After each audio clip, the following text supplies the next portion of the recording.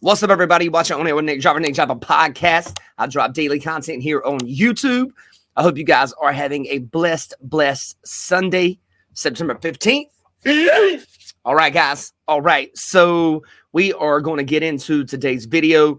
You know, anybody who watched the debate, well, anybody that's not completely and utterly, smoke screened by legacy media such as ABC, NBC, MSNBC, CNN, it was totally biased. It was a 3-on-1 pile-on. And, we're going to look at some videos today. They fact-checked Trump 5 times in it. They fact-checked Kamala Harris 0 times in it. That was one issue with it. And the weirdest part and the most like, dude, what? Is when Dave Muir actually fact-checked Trump on being sarcastic. Nani? Yeah, that's right, guys. I watched the debate. That is time I will never get back in my life.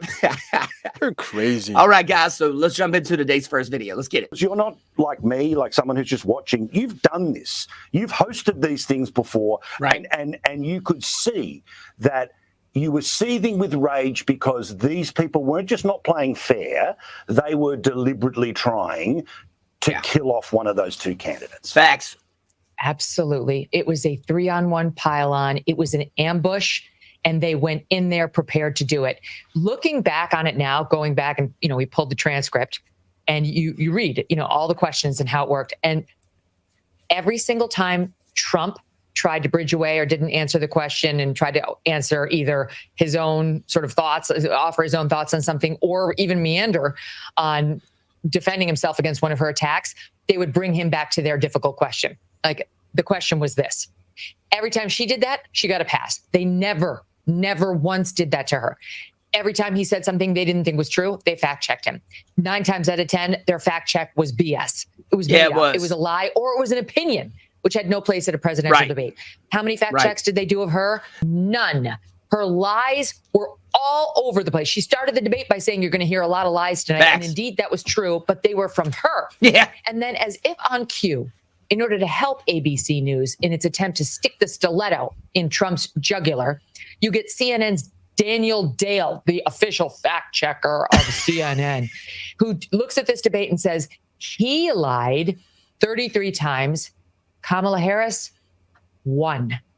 That's what the Republicans are up against in this country. So just off the top ridiculous. of my head, she lied in the way she kept saying he's responsible for 2025, even though he explicitly said that he has nothing to do with it. She lied by calling these Trump abortion bans, which he repeatedly said he doesn't want the federal government to have anything to do with this. This is a states' rights issue. She knows he has nothing to do with the abortion bans in state by state. The good people on both sides. Yeah, it's crazy to me that they keep doing this over and over and over and over. It's like, one of my friends, a Democrat, and he saw one of my videos. And he was like, but Project 2025 is Trump stuff.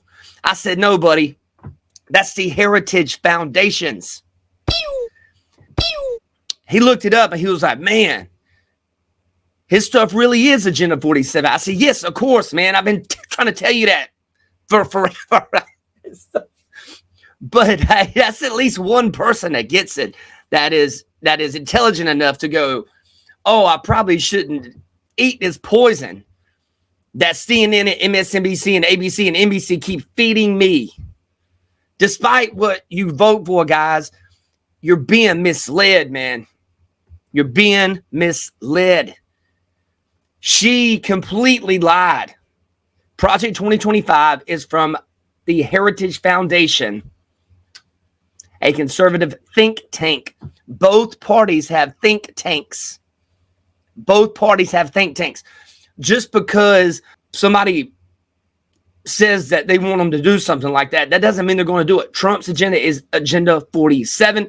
It's on his website. I don't know how many times I'm going to have to say this. It's almost impossible to get through to people because people are just, the media's lying to you, bro. Huh? They're freaking lying, man. Lie about Charlottesville, the bloodbath lie. There were so many that you, as a moderator, if you wanted to get into the fact-checking business, you absolutely could have called her out on. That, in my view, would have been inappropriate at a presidential debate. But if you're going to do it to him, you have an obligation to do it to her. Facts. And as I mentioned, those fact checks themselves, erroneous, opinion-laden, and totally out of place. And when it's on one side, now it's election interference. Now you actually do look like a partisan hack.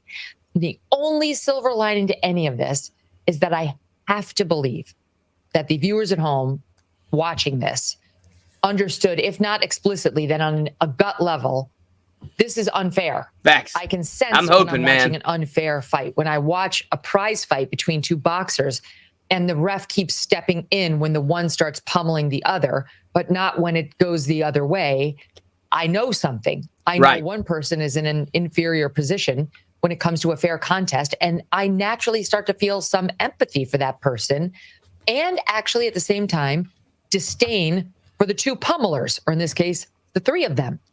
And so ultimately today, I feel like they could have gone so far that the backlash will be against them and Kamala Harris as opposed to against Donald Trump, who took the beating. And I reckon if you were watching the first 30 minutes, I just couldn't help but think that this wasn't just the Team Blue world versus the Team Red world. I think there was a little bit of an idea where, like, maybe just as a bloke, but I was watching the whole passive-aggressive facial nonsense from her, which was all, he's so crazy, he's so unbelievable. Oh, really? Like she was an actor. All of that. It was like, man, this is not divorce court. Okay, I get it. You don't like him, but the idea that he's just such a supercilious figure, that why is he even here? Well, he's here because he actually won a nomination, not like you, where you and your mates, put Biden, out of his misery, and then you slid in and the media's pretended that you're not who you are. Oh, I'm dying to talk to you about this more, because in this contest, it's boiled down to male versus female. It's not to say Trump doesn't have millions of female supporters, and she has millions of male supporters too. But at the edges, like, what's making the difference in this race are the men are going overwhelmingly for Trump by some 15-point margin, and women are going by a 10-point margin for Kamala Harris. And I was looking at this thinking, what man is looking at that saying, yeah, I might sit it out on election day. I might be busy, might be too busy to get to the polls. I feel like most men are watching that saying, I can't wait to vote against her. What man watching the, this some guys that's going to vote for him. Oh, please, please. Right? Like, yeah. I feel like most men have had their balls busted by this kind of a very annoying woman, and probably now more than ever can't wait to rush to the polls and vote against her. You tell me. It's pretty crazy to me that they were that blatantly open about their dishonesty at ABC. Bruh. There is so many things that happened that night. Twitter's even saying she possibly, I don't know if this has been verified or anything, but there's a big, huge deal on Twitter to where Kamala Harris may have been using audio earrings.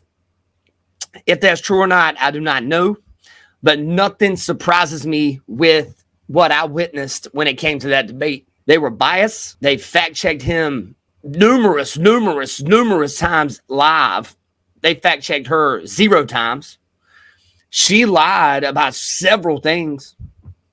This is the establishment. She is the establishment candidate. Trump is the anti-establishment candidate. She is a globalist. He is for our country. It's fairly simple, guys. It's really simple. Hope you guys have a great day. You watch On Air with Nick Java podcast. Take care. Be safe. Happy Sunday. Fun day.